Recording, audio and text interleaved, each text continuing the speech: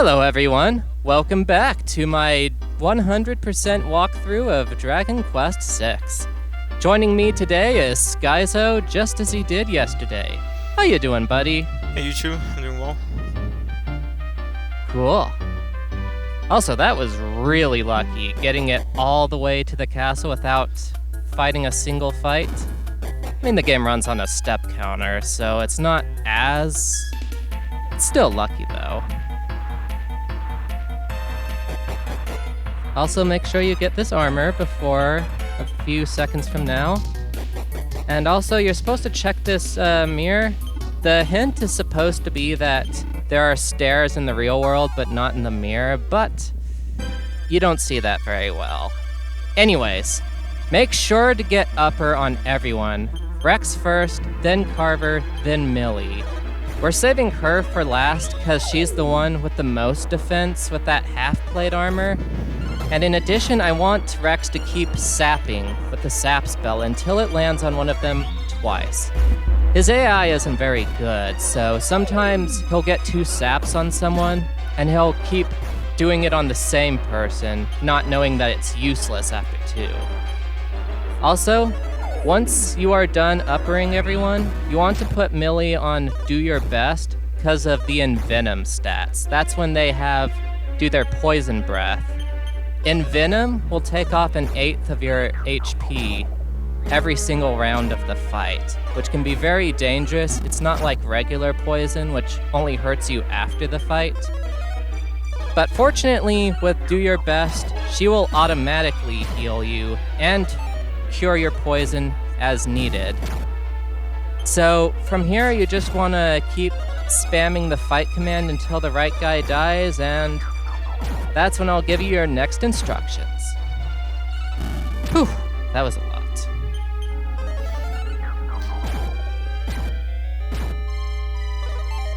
It's not too bad, to be honest. What did you say? It wasn't too bad, to be honest. Like, I thought there was more to explain, but... Well, I mean, it's more to explain than usual. This fight is, like, it's not hard. In fact, it's actually kind of boring, but there's still some stuff that you want to get done. Like, for example, now that we killed one of them, we want to start doing sap again, because the guy with 2 saps on him is dead. Sap won't be wasted anymore. And now we're just gonna fast forward, because this fight takes a while. In fact, that's one of the unfortunate things about this game. The boss fights, they're cool mechanically, but it always seems like they go on for a minute or 2 longer than they really should. You know what I mean? I'm not sure what you're talking about. What do you mean? Well, like you know how when you have an opponent beat in Pokemon, but they keep spamming, like, say, Rap with a higher speed Pokemon or something, and you know you're gonna win. You have 4 Pokemon, they have 1, but they just keep prolonging the match anyway. That is such a... brings back memories from Luca, for sure. Some of the boss fights are kind of like that, which... Part of that is because I'm always under-leveled all the time, but there are a few fights that just take a while. Wait, so you're saying that the enemy can, like... You're saying that they have a move that's kind of like Rap, that keeps you from attacking? Oh no, I'm just saying sometimes they just take a while to kill, even when you've really already won. Like, you saw the poison zombies, they were doing like 1 to 3 damage to me, and Millie was just healing all the damage. Oh, I see. So they're trying to stall you. Basically. Also, this right tower has one of the lowest encounter rates in the game, so me occasionally going up some useless steps is kind of a mistake. Let's talk about the Demon Mirror for a minute. This guy has super high defense, so even in a casual playthrough, you don't want to fight him. It can also turn into one of your party members, which ironically actually makes it weaker, because it sucks at using your spells, but still, it's annoying. Just run from it, even if you're playing casually. It's kind of like a Ditto, but worse or better, depending on the way you look at it. Yeah, basically. Also, these shadows. These guys also will take like 1 damage from your physicals.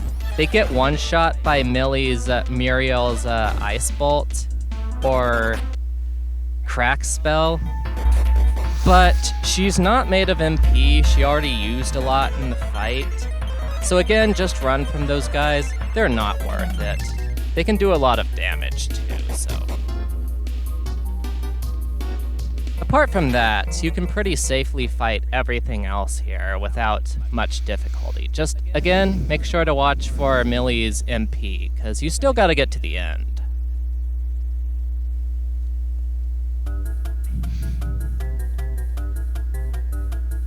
Also, isn't this music great? Well, I mean, yeah, I mean, it's kind of like, reminds me of Final Fantasy, like a little bit. And very mechanical. Isn't it kind of odd that we have something like this, though, in what's presumably medieval settings? Well, I mean, you can always, like, you can make the argument that it's just magic, but it's not very exciting. Yeah, I guess you can say magic. And then when you can sling fireballs, all of a sudden bullets just don't seem that attractive anymore. Anyways, in this tower, you do want to go up useless flights of steps to encounter cancel, because this tower has one of the highest encounter rates in the game. Either second highest or first highest. And you know how the step counter works, right, Skyzo? No, I don't. Okay, so in this game, in old school RPGs, every time you stepped on a square, there was just a random chance of getting into a fight. Oh, also, here's them transforming into you. We're gonna see just how much they stink at this. So, Millie had bounce on herself.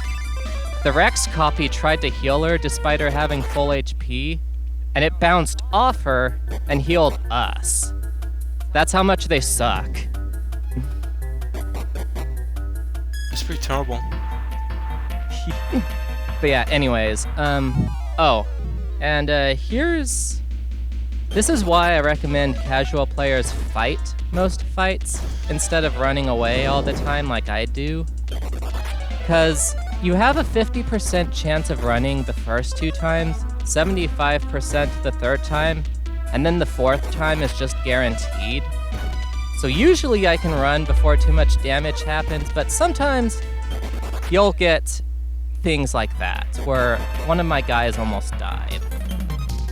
So it can happen, doesn't usually. Even if I'd lost someone, I could revive him, but still. Pro strats, right? I like how there's reflections in the walls. It's pretty cool. Indeed. And since there's stairs in the wall but not in the floor, that's your hint.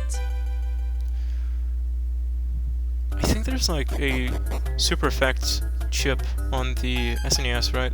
That's how they accomplish this? I'm not really sure. You would probably know all the specifics about that better than I would. You know some stuff. Well, essentially the super effects chip, it just allows for things like reflections, like sprite distortion and whatnot, so I imagine that's what they used. So it's not just a matter of, like, having 4 different backgrounds, right?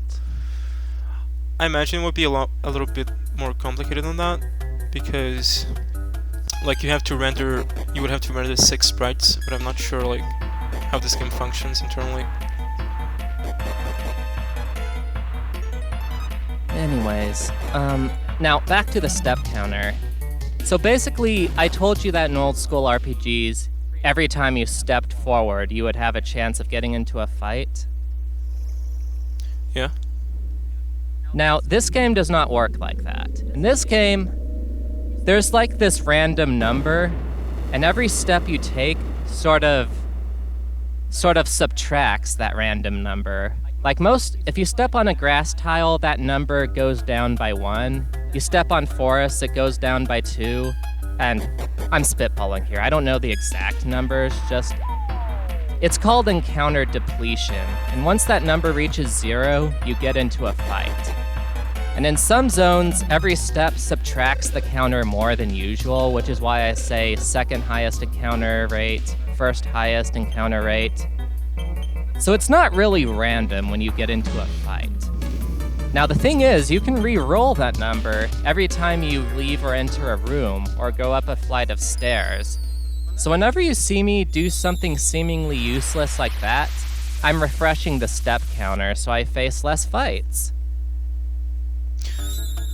So that's essentially the only difference between this system and the usual system. Basically.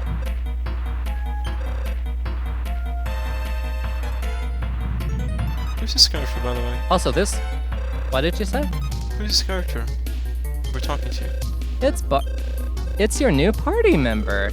Oh. She's a stranger. She was that invisible girl we passed up before. Not sure if you noticed, but we did. I'm trying to keep up with the plot. What? Anyways, let's go to our next destination and... Oh, wait a minute. One more thing before we do that. Let's go back in and get the mirror! Like, you can actually go through the entire dungeon and then just leave, and the mirror will still be there, and you have to go all the way back. This game is mean about stuff like that sometimes. Like, isn't that crazy? Would you be told, if you paid attention to the dialogue, that you had to pick up the mirror?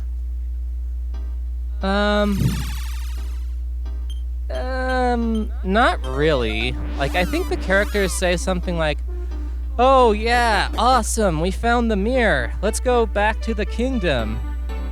But the game doesn't actually make you pick it up. Also, buy 5 herbs for Carver here. I bought 3, but it's for the next part's boss fight. But yeah, the game doesn't really direct you to pick it up, nor does it require you to. It's just... I guess you're just sort of supposed to remember why you're in the tower, even though it's been at least an hour since you were ordered to get it. It's weird. Kind of mean. So what happens if you try to progress through the game without the mirror? That guard would just block you. He's like, I think it's something like, good luck finding the mirror or something, or... Okay, this guy would block you. He's like, okay, good luck finding the mirror. Or, how's your search going? Or something like that. He won't actually move out of the way until you get the mirror. That is so strange. So you just... What?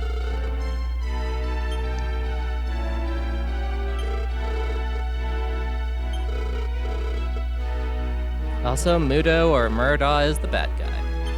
Whenever you hear me spout out 2 different names, it's because they're named differently between versions. This version of the game was never translated into English. The remakes were. Wait, so you're saying that this is a fan translation? Yep. I mean, it's pretty well done, if you ask me.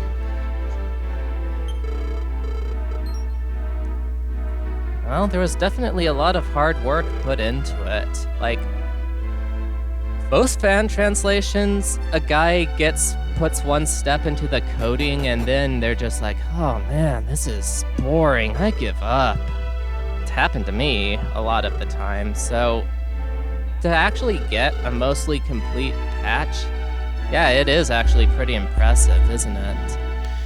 Well, what impresses me is that they would do this without, let's say financial motivation. They just do this because they like the game.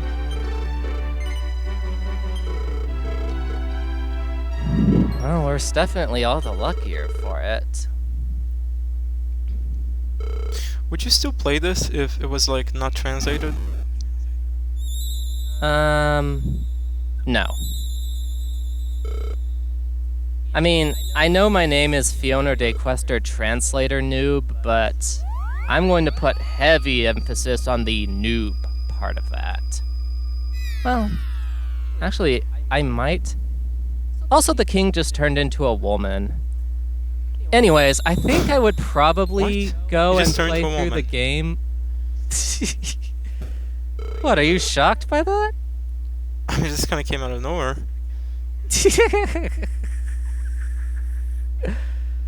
Well, the mirror of law, the mirror of Ra, whosoever stares into it gets the truth reflected back at them, and, well, it just turned out the man was a woman, you know? It's how these things work. Wait, so he wanted to be a woman? I don't understand. Okay, so we're in the dream world right now. The world below is the real world, and in the dream world, well, they're gonna explain this in the next episode. But suffice it to say, weird things happen in the dream world. Let's leave it at that for now. I'm not gonna lie, kind of excited. Well, actually, I guess I can explain a little. This woman right here was the wife of the queen in the real world, but the king in the real world is in a deep sleep. So she wants... Actually, I'm just gonna leave that for next episode. It'd be too complicated. So, God bless you, everyone, and see you next time.